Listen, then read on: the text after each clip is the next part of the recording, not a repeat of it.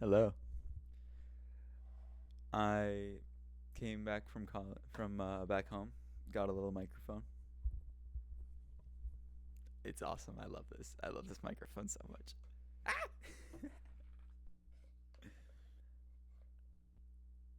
Okay. Okay, I think we're stable. All right. So, today I was in the shower, right? And I want to talk about something that kind of happened when I was home, kind of happens now over the phone, but it's an important topic, right? It's about disconnection and room for growth, right? So, let's get to it. Um, I was back home for the holidays. I was in Florida, right? And like I'm talking to my friends from back home, right? And I have two different friends. There's two guys, right? One of them goes to university and he studies whatever and he has friends and he's making friends and he's having new experiences and it's great and he's growing and he's amazing. I think he's doing great. He has completely changed who he is. Not in a bad way, in an amazing way. He's gone from this quiet, introverted, shy, so many ways to explain someone who's not out there, and he has completely over the course of 3 years, I've seen it. He's gone from completely incapable of talking to people to leading presentation groups, entrepreneurship assignments, just doing a fantastic job. I think he's doing incredible. He's gotten like significantly more jacked, which is insane. He's he's developed so many more social skills. He's grown so much as a person. It's great to see. I think he's doing fantastic. He's a wonderful kid. I love that guy. I have another friend now who he's instead of going to college, he decided to stay home and work for his family. Now, there's a very clear difference between these two kids, right? On the one hand, this other guy has produced so much like difference and there's so much growth. And I'm going to talk about myself in a second too.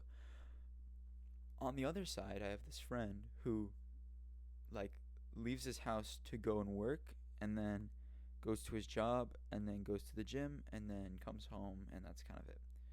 So there's not much difference in what he's doing. And I think that one of the big reasons why there's such a significant difference between these two friends is that one of them has created space between who between people that can see who they were beforehand and who they are now. Now, I'm going to give you an example from me, right? I made the very direct and like I made the very considered and very thought out decision to go to college out of state. I didn't decide which college to go to beforehand. I decided I'm going to go to the best one that is out of state and out of range of previous friends, previous classmates, previous, family, all of that. I'm staying away from all of it. I'm not going to the college my brother's at. My brother's out of state. My brother's in Canada. And I just made the very deliberate decision to not go to that college, to not go to a college near him, to not go to a college with my cousins. I want to go to my own college. The reason that I wanted to do this is because I knew that in creating space from people that know me, I can change who I am in whichever way I want. I can stay the same if I want to. If I decide I want it to stay the same, I can do that. But I can also change because there's a gap between their perception of me now and who I want to be in the future. So, why is this friend that's at home so similar to who he was back in the day? And I think he's similar. I don't think he's produced zero growth. I think he has growth. But I think the difference is that he's still in the same groups, and he really doesn't want to leave. Like when he goes home back to his house that he lives with his family and his dad and his siblings that have all seen him for 20 years, same people, they can all look at him and go, "Yeah, that's Jesse. That's the same kid we know." When I go back home, I see it. I don't see, a highly matured, highly developed kid. I see my friend from high school, the same guy who I used to go into parking lots with and throw traffic cones. And granted, I would still do that, but it's different now. It's the same kid I would sit down and play Minecraft with on a weekend or on a weekday even. It's the same kid that we were deciding which Halloween costume to do in middle school. It's not my other friend who again is the same guy. I'm still silly with him. But now he's texting me things like, "What do you think about this method of like self recreation? What do you think about?" I'm asking him questions like where do you see, theory of the universe and stuff like that. Like my bullshit. like he sees my bullshit. But it's now at a point where with one friend, it's it's it's it's slower. It's slower growth. And I wanted to get him out of his comfort zone, and he had to get out of his comfort zone. But when given the opportunity, he didn't have the chance to fully explore it because I don't think he was ready for it, frankly. When given the opportunity, he crumbled. He was concerned about going home, and it's kind of like the kid at college that sits and whines about wanting to go home to his mom, or the kid that doesn't, or the kid that still lives with his parents and he's at college. It's not bountiful for growth and change. You need to separate. It's the hero's journey. It's the leaving of the hometown to go visit and see a new place and go experience new things with new people. And there's a lot of people that when I go back home, they still see me as, the same high schooler that I was. A lot of them do. A lot of them don't actually, which is kind of funny. But they still see me as this guy that used to ride around the neighborhood on his scooter. Granted, I still do that, but that's besides the point. The activity is not the point. The point is that they still see me as this like they don't understand what I've been building. They don't understand who I am. They see Josh, this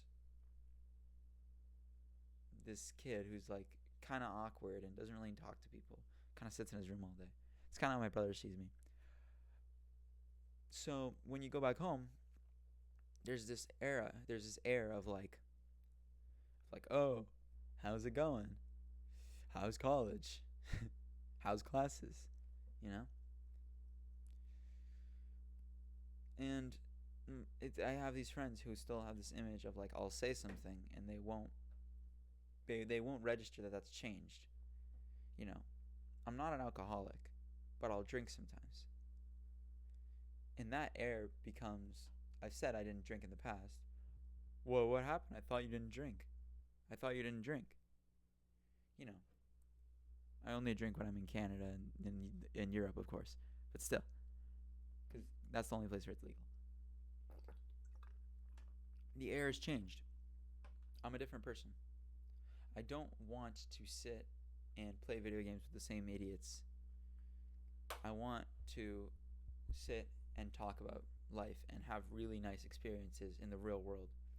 I don't want to sit and doom scroll on my phone with the same people. I want to live. But that's not the point. The point is that I'm different. And some of them are different, but they're still fundamentally the same. And they haven't made that distinction. I'll give you another example. I have this other friend, right? He had a girlfriend for 4 years.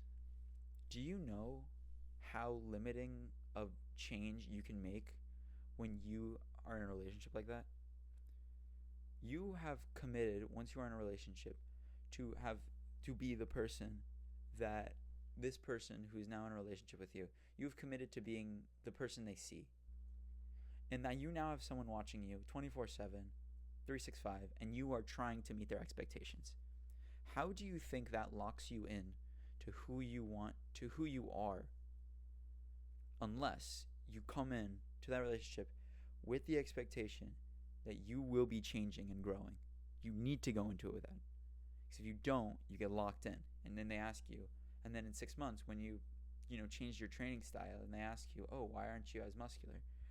And it's because you're training, you're doing a lot more cardio, or you've been meditating more, and they ask you, why do you spend so much time alone? Why are you so much less exciting? You've locked yourself in. This guy who was locked in a relationship for 4 years, still kind of the same guy. He's even more the same guy as he was 4 years ago than this other friend. He's even more that guy.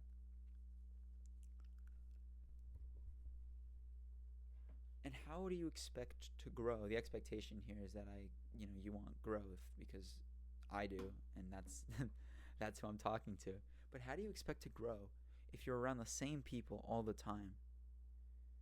The more people you have connected to you, the more strings you have pulling you back to who you previously were. And I'm not saying don't have friends.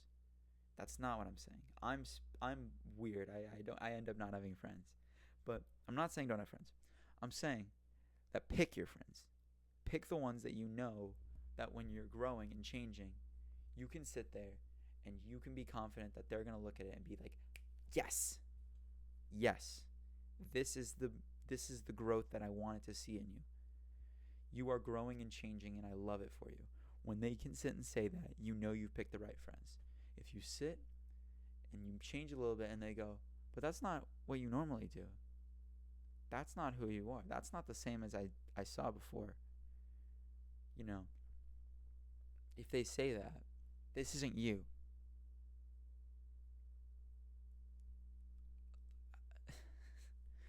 Maybe they're not the best people for the guy who's trying to grow and improve himself as much as possible. Maybe he's not that type of guy. Maybe you're on a different life path, and that's okay. No hard feelings. Bye-bye. Now, there's a difference. There is a very clear difference. If you're a guy who meditates and works out all the time, and you're like a badminton athlete or something, and your friend sees you drinking, hey, this isn't going to help you with your career. That isn't the same. That is not the same. That is just not the same. You cannot say that someone looking out for the best for you because they think that something isn't good for you is the same as preventing change. And that is not an excuse to self-isolate, because people will do that, and they will self-isolate.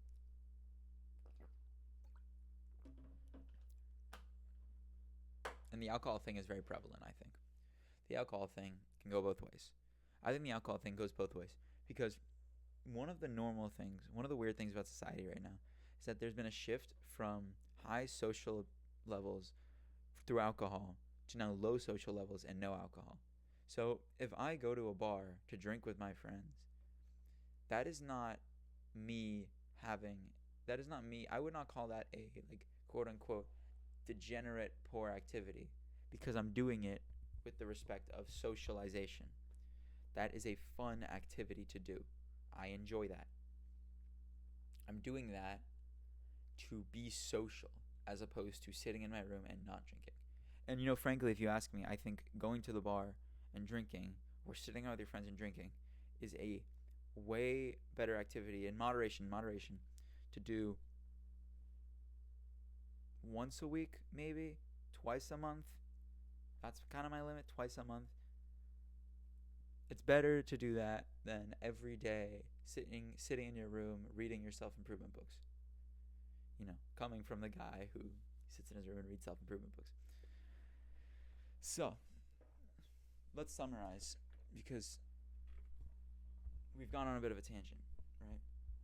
That whole spiel was kind of about this idea of not creating these boundaries for your person of who you are based on the beliefs of other people. You know, the whole thing is just making room and making space between people who know you to become someone that you want to become. Shift yourself a little differently. You know, I'm not saying you have to pull a full 180 and go from degen to like meditation yogi. But I'm saying if you want to start doing something that looks a little odd to the people around you, and they look at you and they go, that's not what we do, maybe you want to create some room. Create a little space. Don't talk to them much. Take Fridays for yourself. Take Fridays and sit around and become that person that you want to be. Maybe, don't tell them. A lot of people say don't tell people what you're trying to do. If you don't tell them, there's space. And that's like step one of space, is creating a private way to do it. Not telling them. Not giving them the opportunity to reaffirm that belief. So you don't tell them, number one. Or, number two, you move away physically. Or three, you move away emotionally. Or four, you just move away. Okay? That's all I got. I love this mic. All right. Peace. If I see you again, don't be the same person. You know what they say? You cannot walk into the same river twice, because you are not the same man, and the river is not the same either. Love you.